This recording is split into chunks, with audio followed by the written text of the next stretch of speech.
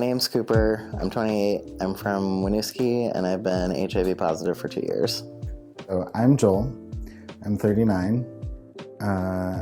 I grew up in Hardwick, Vermont, or Greensboro, Vermont, and I've been living with HIV for 4 years. I'm Jason Kekak. I am 45 years old. I've been positive since I was 22. T cells are over 900 and my viral load is non-existent. My name is Robbie and I live here in Montpelier. I'm 67 and I've been positive since 2001, so that's 21 years? 21 years. Hi and hello everyone, my name is Richard Elliott. I am 29 years old. I live in Colchester and I've been living with HIV for the past 4 years. My name is Sebastian and I am from New York. I was actually born in Arizona, but New York City is my hometown. And I am 56 and I've been HIV positive for 3 decades. I'm Chris. I'm 55 years old. I live in Swanton and I've been positive for 32 years. I am Kel Arbor. I'm 45 years old. I grew up in New England and I've been living with HIV since 2010.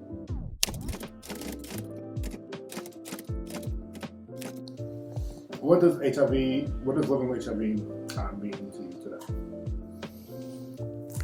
Living with HIV to me means having an overall awareness of my general health and making sure that I am staying on top of everything that I need to in order to be healthy, because now I do have a factor that impacts my health if I am not staying on top of taking my medications or being active or trying to eat the right things. It means also just being present and being open about my status, at least in how I'm feeling about it, because I feel like it gives some visibility to other trans folks living with HIV, other queer folks living with HIV, whatever, but it feels like something that I'm not supposed to be hiding. Does that make sense? Okay. What does it mean to me? I don't really think about it very often. I don't, does that make sense? I just don't think about it. Every once in a while, there's certain things that come up and I'm like, if I'm not feeling well in a day, I'm like, 5 years ago I wouldn't have felt like this. But I doubt that's true. I'm getting older, Yeah. So, but I just don't think about it. It's not something that weighs on my mind. I guess in the very beginning it meant that I was on the other side of the glass from everyone else I knew. That being said, I was also not given the luxury of knowing that the person who gave it to me was positive. So I was 22 at the time. I've never got involved with anyone who didn't know, even before I kissed them, that I was positive. People deserve that choice. Granted, being undetectable, almost 100% of the chance is I'm never going to give it to anybody else. It means a lot. Mostly what it means is that I realize maybe more acutely than a lot of people or some people that life is really short.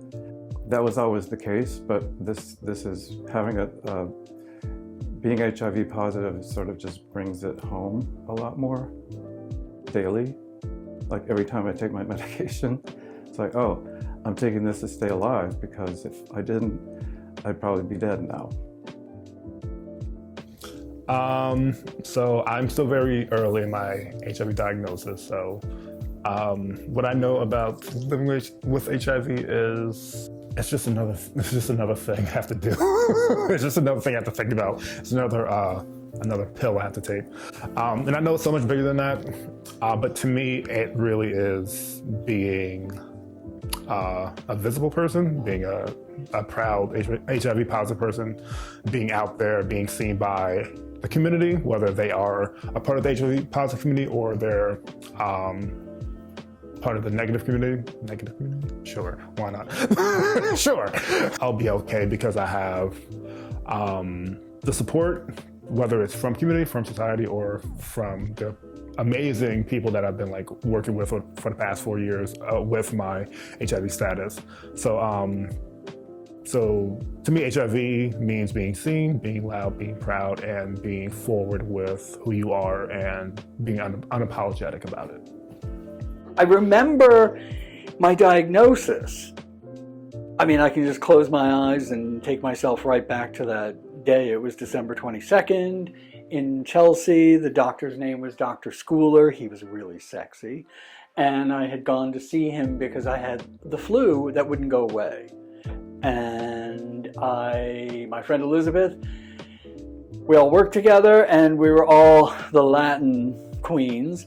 And so, and I worked at Barney's, New York, and we ran the fabulous Gilt Edge service. So, you know, we took care of all the rich broads and made sure that they had everything that they needed.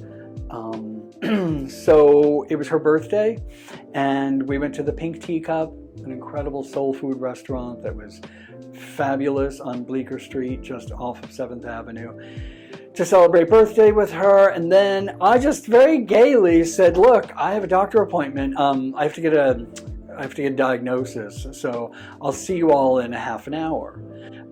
So I ran over to 23rd Street and Courtyard office, beautiful old pre-war building. Ran into the office, said hello to the receptionist, because of course I was 10 minutes late for my appointment. She just opened the doctor's office door. I went in. He was very handsome, looked like a soap opera doctor, blonde hair, from Colorado, blah, blah, blah. And I sat down, dropped my coat. It was really drizzly out. And he said, so I have your blood work back, and the good thing is A, B, C, and D are fine, but you tested positive. And I said to him, oh. And I just remember sitting there, staring big window, staring out the window into the courtyard. And he came around from his desk and put his hand on my shoulder and said, are you okay? And I said to him, you know, I always wondered what it was like to be in a Bette Davis movie. And because she always got those diagnoses that her hair was going to fall out and she was going to die in 6 months. And now I know. I said, you know what? I need to go to Jefferson Market, get a chicken, and a couple of other things that I always did, and just head home. So I did. I went to Jefferson Market, bought a loaf of bread, bought a chicken, stopped and got a bottle of champagne, because I had a feeling it was going to be a champagne weekend. My partner, Joe, had just come home. And he just was standing there looking at me, and he turned on the light and he was looking at me and said, are you okay? And I couldn't talk. I think I told him like at 11 o'clock or something. I think I was in shock. I think that's what it's called. And we spent the weekend crying and talking and crying and talking. Luckily, I was in the right place at the right time and fit into all of the right categories to get treatment, such as it was, and help and support. And luckily, I knew enough people and all of that was there. So I landed on my ass, but was able to get myself up onto my feet in no time. And really, that's been the story kind of ever since.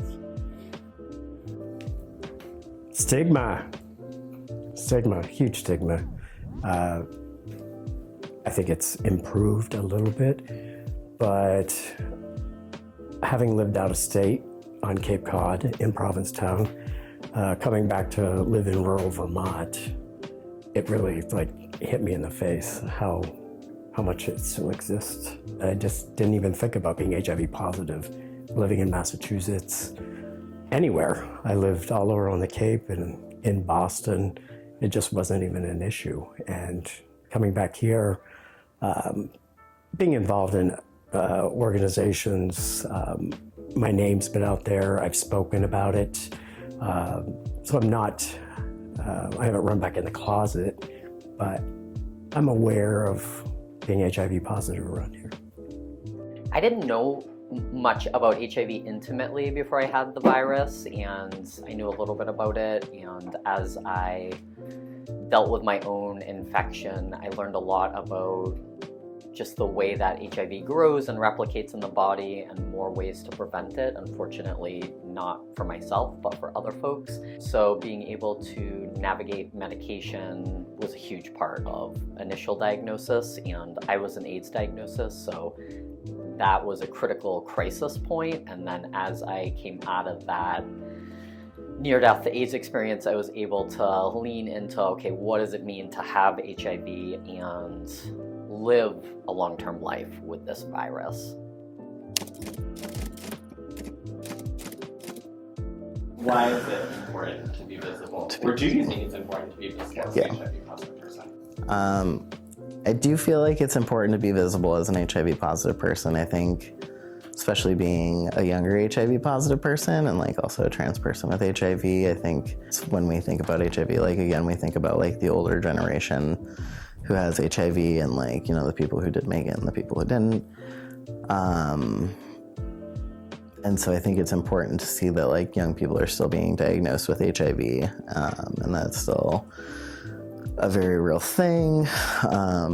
Certain communities within the HIV community are underserved or not being tested and not being taken care of. And I think about like the trans community specifically, because healthcare access is not what it could be. And so I think having that visibility, like as a trans person, feels significant to who I am as well. And there's just so many stories to be visible. Like, you know, everybody's got their own experience. And so I think having just another narrative out there is good. I think it's a really personal choice, you know? And most of the time, I mean, most health things are not people's business. In fact, like if somebody tells me their health things, I'm like, I do not want to know. You know what I mean? Like, it's not pertinent to the conversation. And most of the time it's not. With me, I'm not having a lot of sex. Sometimes I like to make people uncomfortable just because I think it's funny, but not in like a cruel way. Like if I like cut myself or something, I'll say, "Careful, my blood is poison," or something like that. But I don't know. That's not neither here nor there. If somebody asks or if it comes up, I'll tell them because I'm not embarrassed about it. I just don't think it's most people's business. Well, to change the attitude, the stigma, the preconceived notions that someone who is HIV positive is somebody who looks sick. Unfortunately, when I tested positive in October of '98, as soon as I started having sex, I was getting tested every 3 to 6 months at a local clinic. And I knew I was negative because I had just gotten my test back and I met this guy. Now, granted, I was a bar back at a place called Splash, and he was a go-go dancer named Javier. Maybe he wasn't telling the truth because he told me he was negative. So I'm like, well, fuck it, we can have sex without condoms. We were having sex and he came and he said, "Oh shit." I'm like, what? I knew exactly what. He disappeared the next day. I never talked to him again, never saw him again. I went and got tested on my usual 3-month round. Got an inconclusive test and then came back a week later and was positive. So I knew really early. And that was, helpful because it was hit hard early at the time. I had Sestiva and Combivir, 5 pills a day. And, I took my meds and survived. I guess, letting people know that I have HIV before I even kiss them, well, that you cannot get it that way. I feel like if you're going to become intimate with somebody, you owe them the honesty and the truth to start, if it's going to be a relationship, who knows, to start from that place of honesty, because it's horrible not having that option. I think it's important for people to know that you can be HIV positive and healthy if you want to be. I feel like for me, it's partly a choice. I mean, it's not just that, you know, I'm making myself feel good just by my thoughts alone, but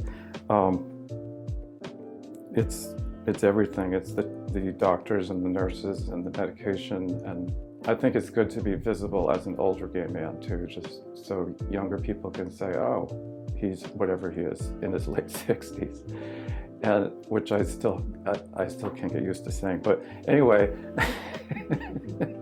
I can be visible and older.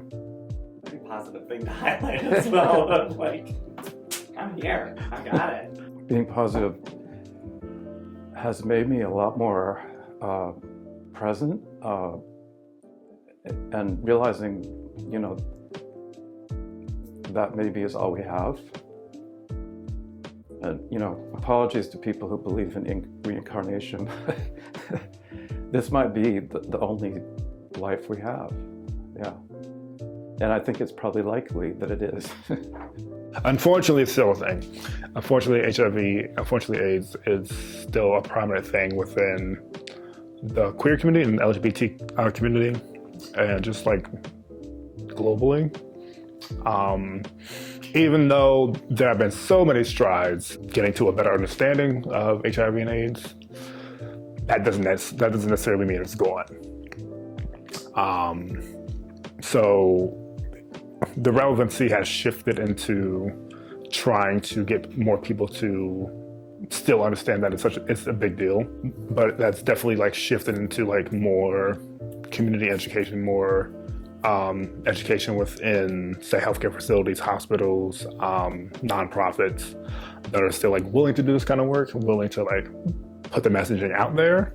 So it's still relevant in the sense of it didn't leave, didn't go anywhere, and that it's still a thing that affects people's lives in many different ways, whether that's getting a diagnosis and not being able to go to a healthcare facility to treat it, getting a diagnosis and having to tell friends and family, tell partners, getting a diagnosis and having that help you like understand yourself as a person and like all of your past things that you've been doing.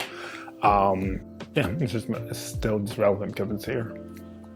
I am gay, obviously. Someone asked me that the other day, why do you always announce yourself as being a gay person? And I said, okay, first of all, that's one of the things I know I've gotten right in this lifetime. I have never pretended, never thought, never desired, and I understand all the reasons why people do those things. I've never wanted to be anything other than who I am.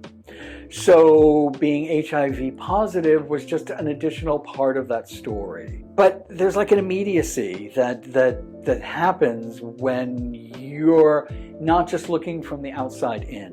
You're now inside the room. And you really, and I also know a lot of people can't talk about it. And some people can't even think about it. And it just immediately stops that, you know, it changes the level in the room. And I do advocacy work at UVM. And even there, I sometimes talk to a blank screen because there are some people who really can't, they want help, but they can't face to face with you. I don't want to live in I want to live in a world where people don't feel that they are compelled to hide.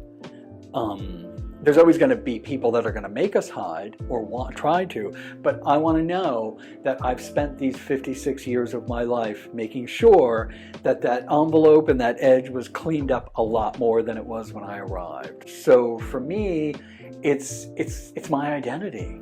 It's like having brown hair or being Hispanic or any other ways that I identify.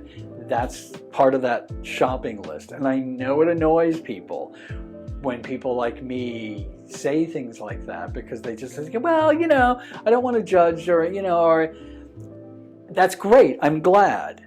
But it still makes people uncomfortable.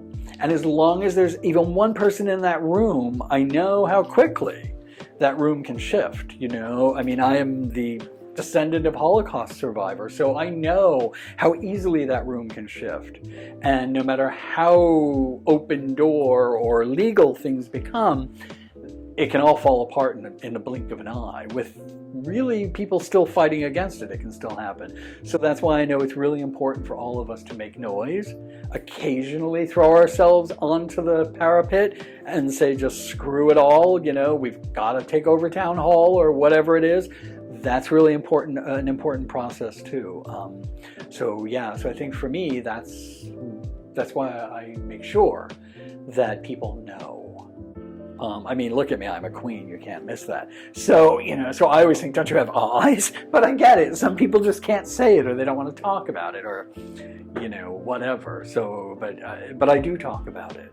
And I have noticed, and I've learned, and I've heard, and I've gotten messages, even on Facebook, from people that I hadn't met yet, who said, I'm really glad that you wrote that story about, the day that you were diagnosed, or something like that. And that's why we're here. If nothing else, just to drive those other ones that would lock us in the closet, drive them completely batshit crazy, because they already are. So, and then that shows them up for being the bullies that they are. How has AIDS itself impacted your life and those around you? My last date was in 2003. I didn't want to rebound. No, actually, I still struggle with dating. I don't know.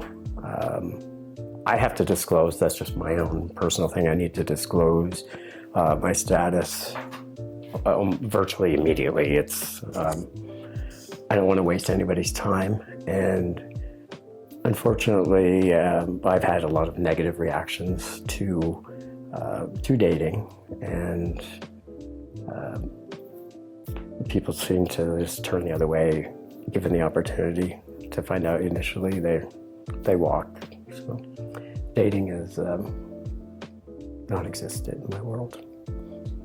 Yeah, I think that visibility is a critical part of living with HIV, because I don't see a lot of people that are out and open with their status. So when we don't see people living with visible identities, we forget that they exist, and we forget what HIV looks like. It doesn't just look like somebody who is wasted away with an AIDS diagnosis and very sick, which for a lot of us is what we initially saw and see as HIV. Now it's healthy-bodied people. So because we're able to live this life in a healed way, we also are less visible because we look healthier. And so that catch-22, and so us outing ourselves as positive, for me it's really important. I know that there's close to 800 or more people in Vermont living with HIV. I only know a handful of people that are actually open about their diagnosis. And it's like, yeah, do you need to be open about a health diagnosis like that? In some ways it's super private information, but then again, we lose that visibility that this virus is here. It's here now. It's not just the 80s where AIDS and HIV was a big deal and up in the media and in the conversations. It's so integrated in very specific populations that there isn't a general population conversation talking about HIV and AIDS. Even though it's a virus that anybody could get, it's still only driven toward gay men as a conversation point. How does you impact you? How does untouchable equals untransmittable impact you as a person? / how does it impact? Sorry, they're having a good time. That's a party. Yeah. Oh, fuck if I know, Richard. Because, real talk, so, you equals you. I think, obviously being in the community, I have an understanding of, what being undetectable and untransmittable means. What it means when we take that information out into the world depends on, who is also educated. I'm thinking in terms of the dating apps and stuff, and there's a lot of people who are not educated, and I see a lot of people who are negative and on PrEP still being sorry, I don't play around with guys who are HIV positive, and I'm sort of well, then why are we on PrEP? Sorry, I understand why we're on PrEP, I get it, but you know what I mean? It feels like a little bit of a jab. to know that somebody is like taking steps to like protect themselves, and you have taken steps to like manage your HIV to get to an undetectable spot, and then people are still like, sorry, can't do it. So being trans and HIV positive, like being a trans man and HIV positive on dating apps feels very interesting. I feel like prior to my HIV diagnosis and just having like a trans identity on these sites, there was like some general interest in me because I was like a trans person specifically. Some people did not necessarily care.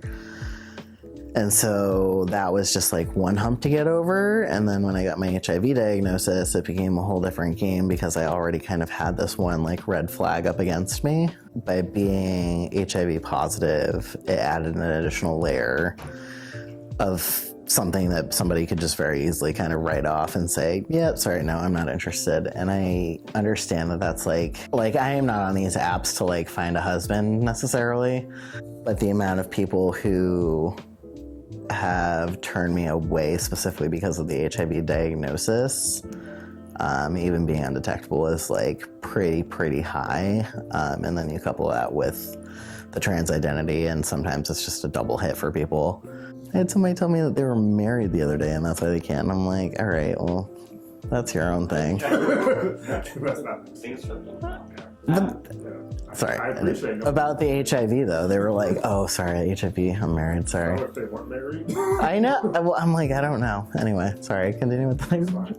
By the time I learned about that, so from what I understand, and I could be wrong, so you have to be undetectable for 6 months, 6 continuous months before they say you're non-transmissible. To sexual partners, I believe. I don't think it's, I think needles can still do, I don't know. Well, I'm not a scientist. I'm no doctor.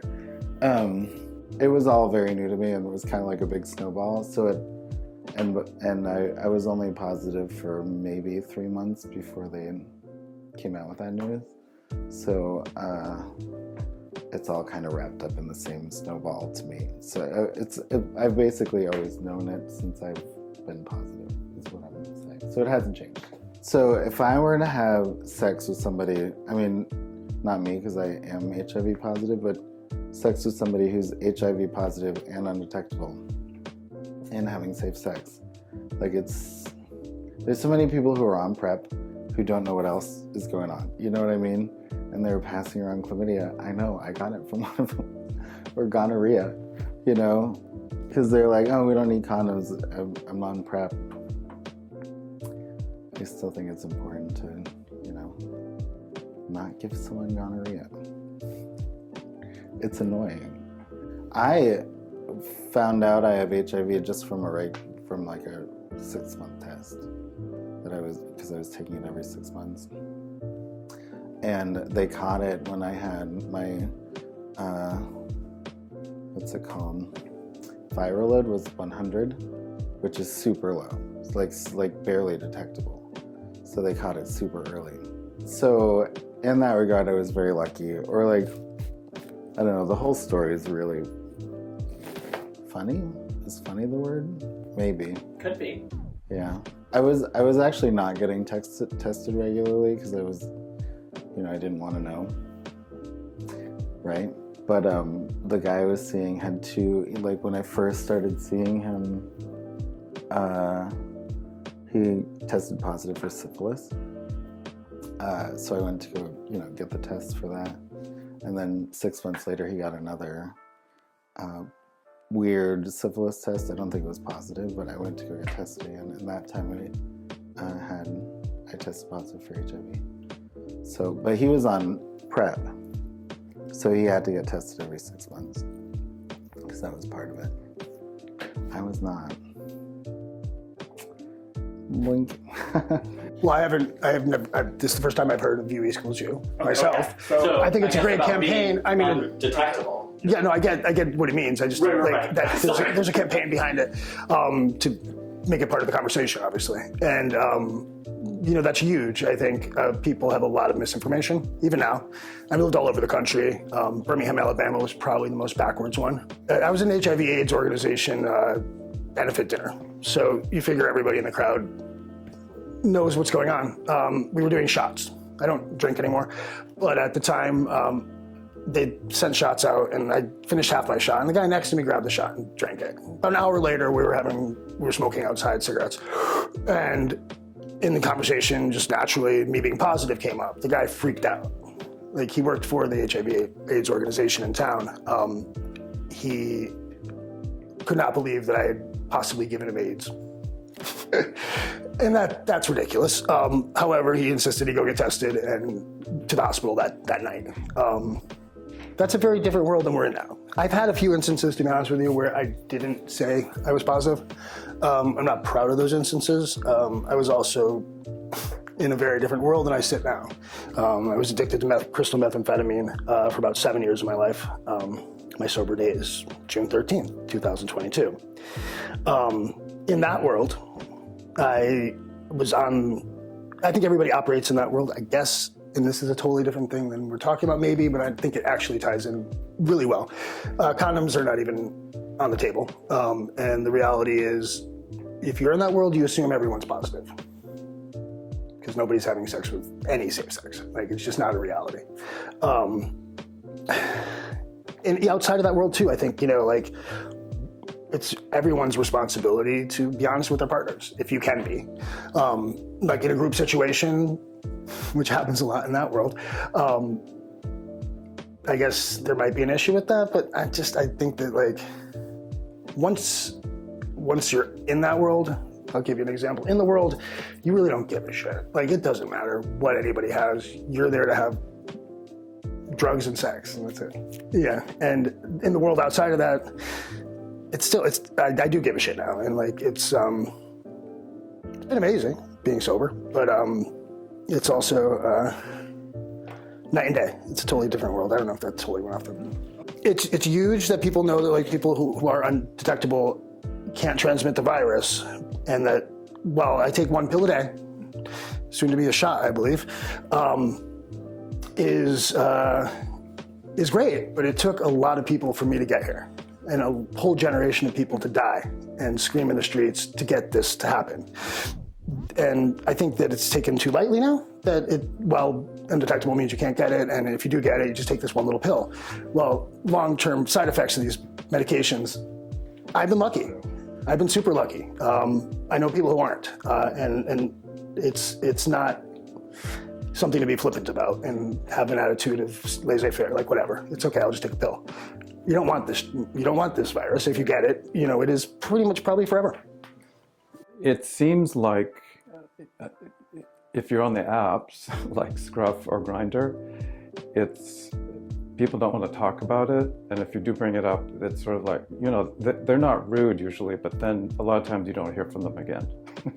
Still, they still equate the fact that if you're HIV positive, even if you say you're undetectable, that, there's other people I think they could date or hook up with, that they didn't have that complication. I've actually had communication with someone who, after I told him I was positive but undetectable, he still wanted to be on PrEP, but he wasn't yet.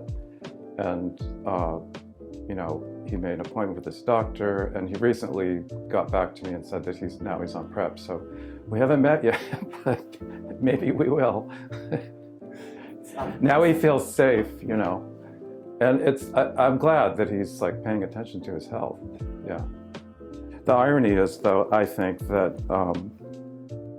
because I know I'm positive and I'm taking medication and I'm undetectable, that I'm probably much lower risk for a lot of people, and they don't get that, but that's the way it is. How does you equals you impact you? How does undetectable equals untransmittable affect me? Autonomy and agency comes up. Me getting to the point of being undetectable showed that I was willing to, like, put myself in treatment. Well, keep myself in treatment, I'll say that. People have a choice. People have a choice whether they want to be in treatment or not, whether they want to be on medication or not. And to me, being able to, like, feel okay with myself again, by being healthy, by being undetectable was such a big thing for me, because I'm a people person. We all know this. I know this, and I like taking care of people. And I had to have the understanding of if I take care of myself, that means I'm taking care of others. If I'm on medication, if I'm like seeing my doctors on a regular basis, if I'm keeping my undetectable status, that means whoever I interact with in a sexual manner, I'm taking care of that person. That's what undetectable equals untransmittable means to me. It means having agency and autonomy over yourself while being able to take care of your community and take care of others around you. Undetectable for me, and I know that there's a bit of baggage that I carry. I do have issues with the idea of condomless sex. I do have a thought process that may be out of date. So for me, it's one of those things, and when I do work with people that are HIV positive, I talk with them about this and, and explain and listen to what they're saying, of course, but I also sort of feel like it's there. I guess for me, knowing too many people that died from it, and also knowing the current rates of people who are still dying from it, I think, well, it's great that we have the ability and the research and the funding that has gone into developing all of this. And I do like taking only one pill myself that has no side effects, because I remember lots of side effects. I do believe, of course, it's always the person's choice to do what they are going to do. And they should be supported in that choice, regardless of how I feel or anybody else feels, because there needs to be that freedom and that I don't even like the word, destigmatization of sex. Because there's so many layers to that topic, and we're still treating it as like this thing, and we're still undereducating children about it, all of that sort of stuff. So how I feel about it is we have it, it's important to utilize it. I don't know yet how I feel about people taking PrEP and things as a way of not using a condom. I guess for me it comes down to a really simple fact. Know who you are, know what you might possibly be getting into, and the people that you're engaging these things in, give them the ability to make those choices too. That's, I think, where it comes to for me the most, is just really have a dialogue. And yes, sex is all of those things, and yeah, a little bit of a little bit of fear, and that just makes it a little more tittillating. A little bit of shame and a little backdoor thing, that just makes it feel like a little sexier. I get that, because I've felt the same way. But it's really, really important. One thing we do know after decades of this virus is that conversations and words are as powerful as the drugs that we take. So I think, yeah, it's one of those things that in my mind, I couldn't openly have unprotected sex with another person because of all the stuff that I'm carrying in my heart. But I do know people do, and again, it's that person's choice. As I just hope that we really live in a world where the choice is educated. Because in the end, you're just getting fucked, and that's what you want to do, and that's what we all want to do. I mean, I sometimes think that's why we're here. And it's fun, and it's great, and it makes you feel like $1 million in rolled nickels, because you're suddenly on top of the world. And then, yeah, you wake up the next day, you got to pay the rent, you got to do all that crappy stuff, you got to floss your teeth. But it feels good for that moment. And why shouldn't we all experience that? I do think it's really important for everyone on this planet to at some point lose all their clothes and have to figure out how to get home at 4 a.m. totally naked in the middle of New York City. I mean, I've been there and I've done that. That's what friends are for. Sounds like the next reality TV show right there. Oh, I always thought that would be great. And I have to say, everyone that I know that's ever lived in New York has had that experience at least once of going home, perhaps not entirely naked, but definitely less clothed than they were when they went out. Because sometimes you just lose things. And people steal clothes. Especially when you're in a group. I've been there for so long, I've never had an adherence to meds issue. Rarely miss a dose. And if I do, it's because I was out of town or I had to stay somewhere and didn't make it back. That's just the way that I've managed my HIV. I don't think about it. It's just like my pills are just something part of everyday life. I still feel like I have to educate people as far as undetectable and transmittable, and they still don't get it. And I think it's a willful ignorance. Protects other people, which is, something that I think that I'm carrying over from the years that, before you were undetectable, before that you had the responsibility to protect the other person, or you had the ability to hurt the other person. And I still have a little bit of baggage that I'm always afraid that I'm going to hurt someone, even though I know now that it's nearly impossible. Undetectable equals untransmittable is U equals U is a really cool new wave of understanding HIV transmission with what medication does. So in the last few years, this is super new science that we have had enough of longevity, so many people on medication that we can study the effects of, is there going to be transmission if somebody's on HIV medication? And the answer is no.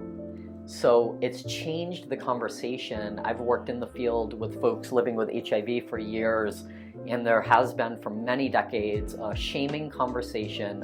How dare you be sexually active as somebody living with HIV? That we can even begin lifting out of that is a huge leap. That we can be sexual beings still is a major part of our wellness and pleasure, especially as somebody who's 45. The thought of a doctor telling me that I can't ever have sex again for the rest of my life, that's a really difficult conversation. And providers have been doing that for years with people living with HIV. You shouldn't have sex. How dare you? It's inappropriate. You're gonna transmit HIV. All of the stigmatizing conversations. And now we know it's not gonna happen with the medication. So just promoting that U equals U is a huge visibility.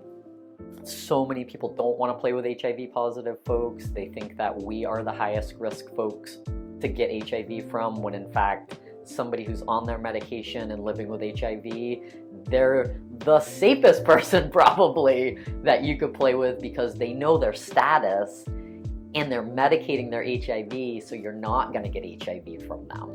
There's so many other STIs to talk about in those conversations, and I get sexual health screenings more often than I ever have, 3 to 4 plus times a year. So just being connected to care is part of that U equals U. And so it's not just about medication, it's about a quality of healthcare beyond just the medication for me, but that medication has brought my viral load down to 0.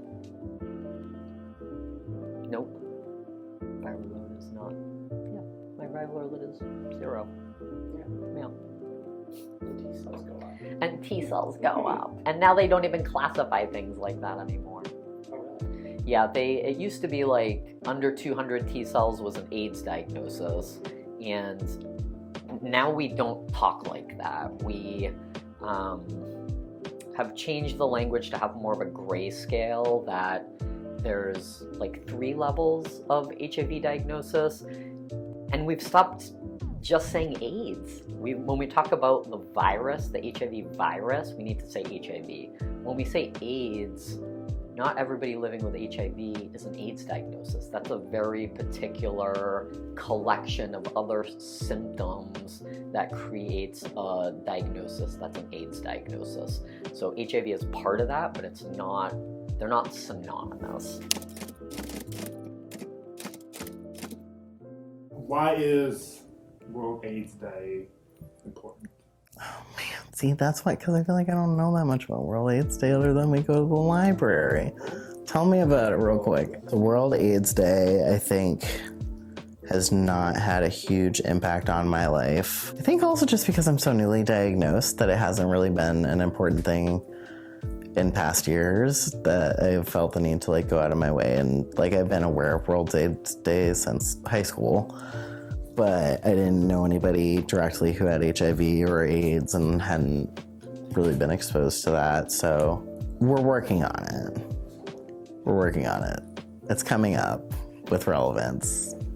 But at this current juncture, I've only participated in like one World AIDS Day event, and that's simply because there's only, I think, I guess there's been 2 since my diagnosis, but the first year I was not ready. It's not something I've ever thought about. I always forget that it comes up, and so I don't have an answer for you. So I almost hear it's maybe not personally important. Right. I mean, education is important for sure. You know, making sure people know. Oh man, HIV got such bad press, like for a long time.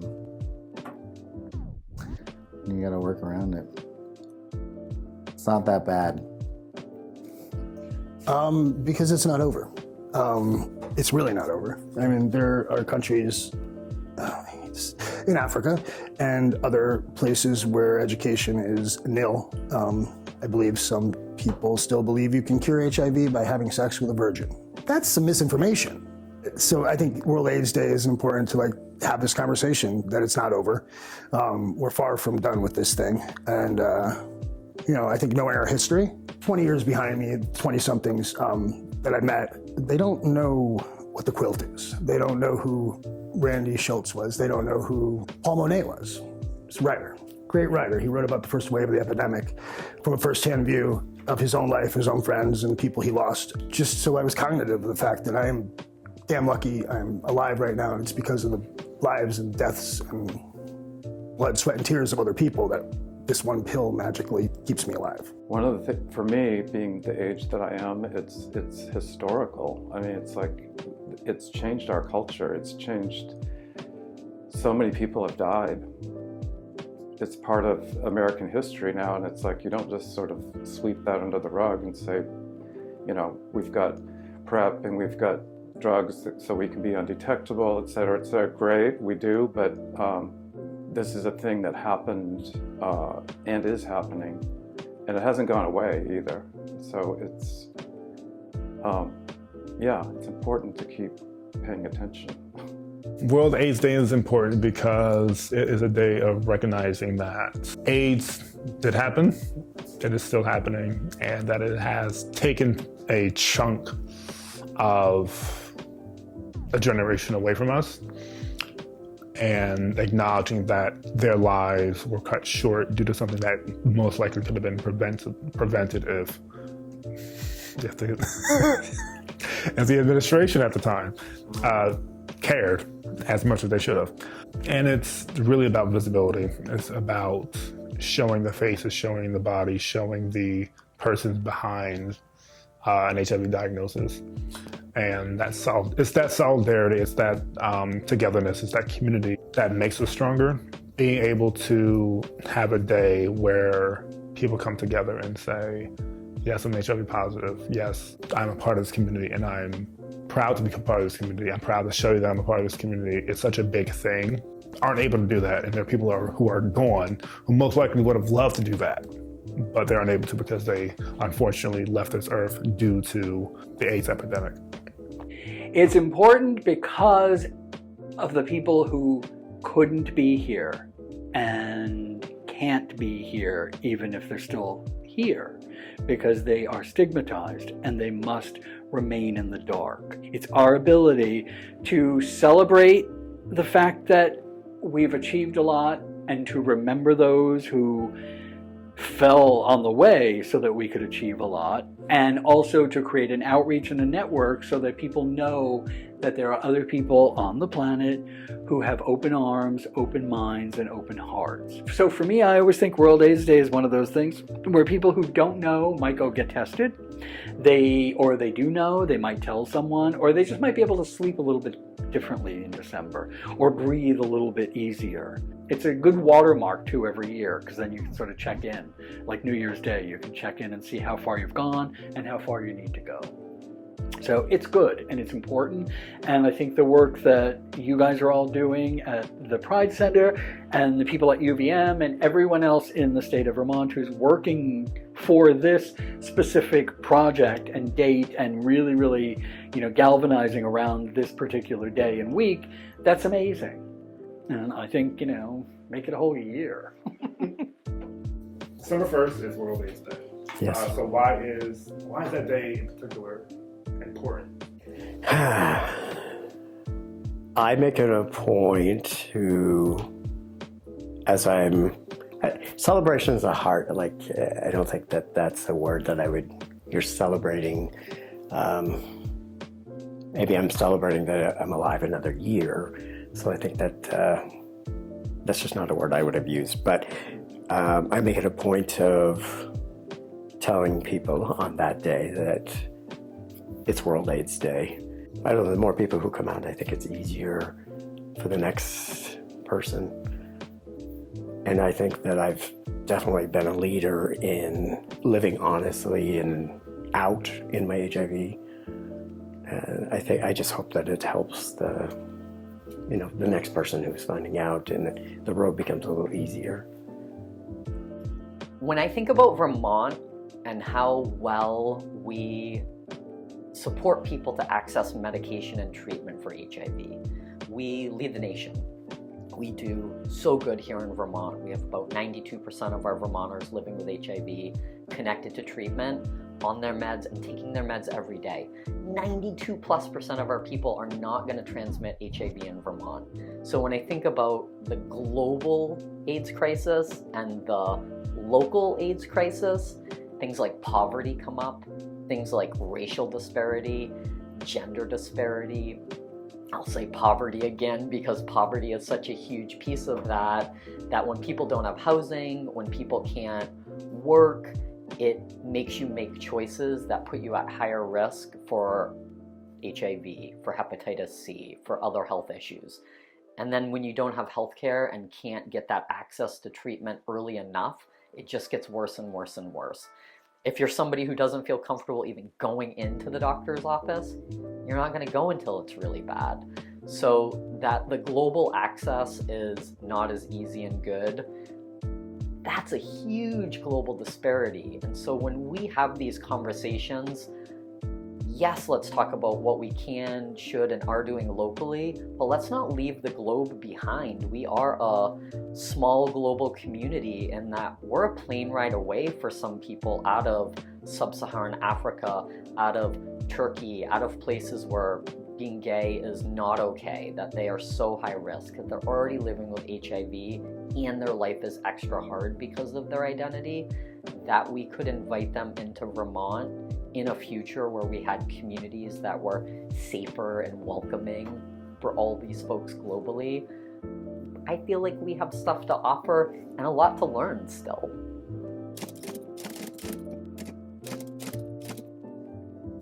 Oh God, I don't think so. My only thing is don't be an asshole.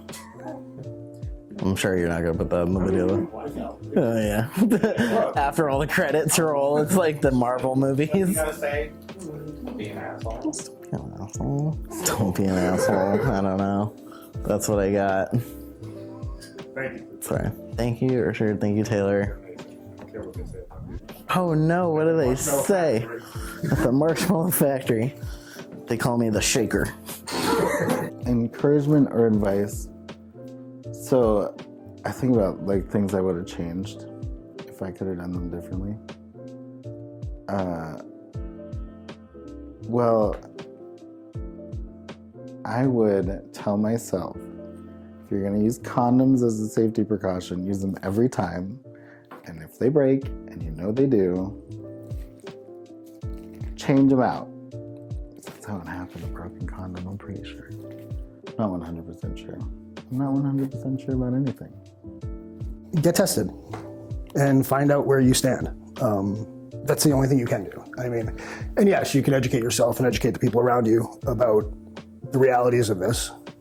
And it's your responsibility for yourself to take care of yourself and take care of the people around you. Because by being healthy and taking your meds, if you are positive, you're not going to give it to the person you love or people you love, and live a life you can be proud of. Any final words? Hopefully not yet. No, just leave the world a better place you found it. I mean, the only advice I have is like just live every day and dance every day if you can.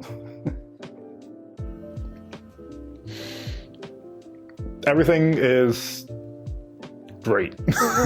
Everything is okay. Everything has been, even though I don't use the word blessing a lot, everything has been such a blessing. The fact, it's astounding to me that I am slowly encroaching on 30 because I had it settled in my mind. I had it settled in my mind due to like my old habits and in combination with my status, I probably wasn't going to make it to 30.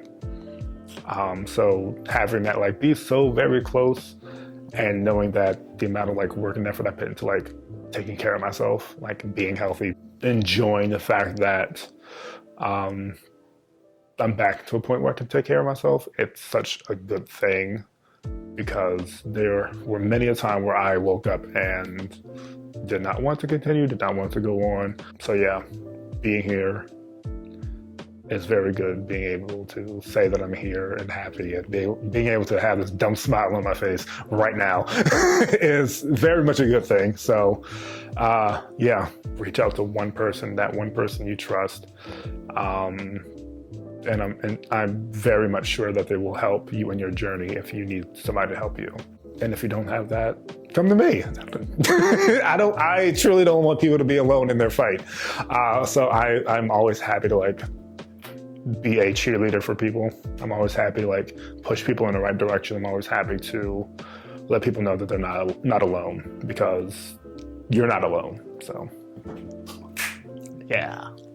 Get tested, know who you are, know who you're having sex with, and you don't need to know everything about them. Trust me, there are plenty that I've had sex with I can't even remember what they look like. But it's really important for that exchange to be there. And just make sure that if you're not in a situation where you feel cool, get out. Pull up those pants and move out the door, and there's a whole world of us that will help you do that. So just enjoy your life. And yeah, I guess that's the thing. Just figure out what works for you and enjoy your life. And when you hit the deck, know that there are other people around you that have hit the deck before you, and there are plenty that'll help brush you off. So don't be afraid. I think that's the thing that I really, really always want to impart on people, is just don't be afraid to just love yourself, and the rest of it'll come. So that's me. Hope. Hope. I think that the younger generation, yourself, as you mentioned, just 4 years into this, I think that your future looks a lot different than what we did 20 years ago, 30 years ago. So I think you have a bright future in life, and, living with HIV, it's manageable. So there's not those restrictions that held us back, I think, in the past. So I think it's looking brighter. You have hope?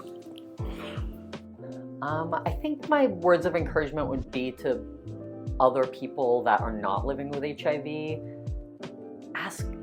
Inform yourself, educate yourself. There's a lot of great movies and books and people in the community that can give you some information about HIV.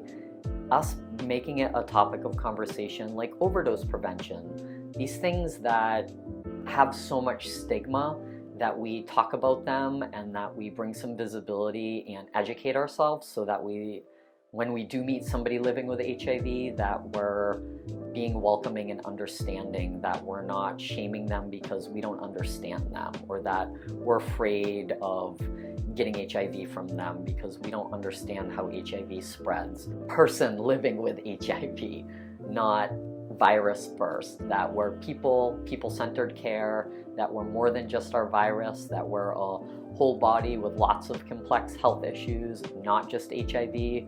For a lot of our folks living in Vermont, HIV is not the critical health issue in their life. It might be cancer or diabetes or another health issue. So we're more than our diagnosis. Being more compassionate, just being more loving, supportive people. One thing that really irks me when you hear if somebody has HIV, there's this, how did you get it question. It's a really rude question to ask somebody living with HIV. I think people are asking this because they either want to feel bad, because if you acquired HIV through birth or through a blood transfusion or a transplant, oh, I'm so sorry that happened to you. Like, you were a victim, right? Versus somebody like me who acquired HIV either through sex or through substance use. How dare you? You should have known better. And then we want to shame that. You shouldn't shame people for their health issues. It's like, we acquire these viruses because of other risk factors, and we're more higher risk because we're left out of health conversations. So then for people to shame us because of a virus that we're living with, it's just not very nice. It's not very kind, and it's not very compassionate. So I would love for people just to, think about what HIV means to them if they're not living with the virus. Like, what do they know about it? Like, have they ever met somebody living with HIV? I out myself almost on a daily basis, sometimes multiple times a day, about living with HIV, because it's not an identity that you see when you look at me usually, and it's a really important part of my journey and my daily experience, that every night I take a med that knocks me out within 30 minutes is a real practical part of the impact of me having HIV. So not being shocked when somebody tells you they're living with HIV or that they're transgender. It's like, I watch people's little brains melt. It's like, receiving that information with compassion and neutrality is something we can all be working on.